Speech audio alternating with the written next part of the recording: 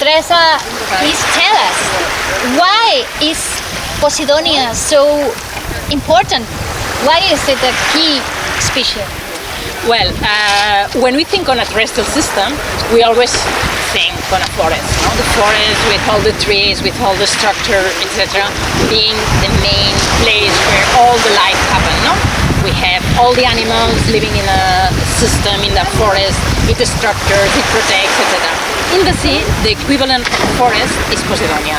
In the Mediterranean, but also we have it, Posidonia forest in Australia, in other places. In the Mediterranean is Posidonia Oceanica, which is endemic, but there are other species in other places over the world which have a similar function. And these species actually are over marine forests, are the forests of the sea. The only ones that actually can colonize and live on this sediments which have sand. And as a result of that, if we don't have Posidonia, we don't have anything. It's not substitute. It's only and the only ecosystem that we can have. It's our forest. Exactly, our forest, and that is why we wanted to center in Posidonia. So, what do you think we have to do to preserve Posidonia, to preserve life?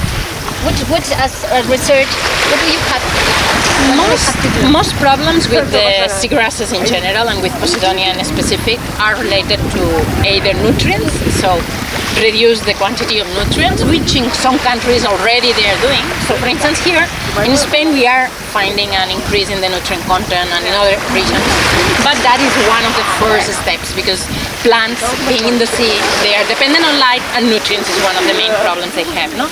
But then there are lots of other problems which are mechanical, the construction of ports, the destruction of areas which have movement of beaches, increment of sand, that the sand will end on the Posidonia beach.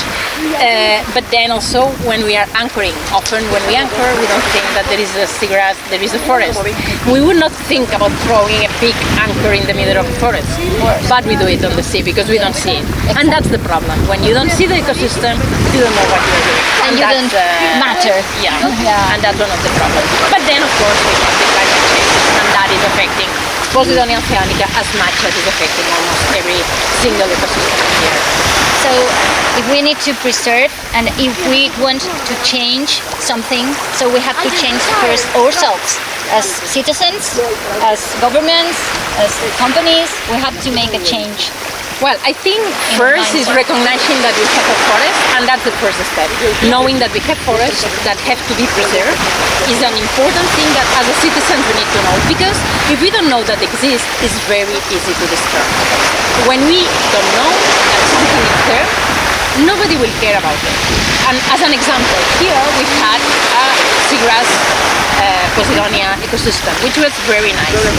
Nobody knew about it, and it was very easily destroyed when they constructed a harbor, because people didn't know.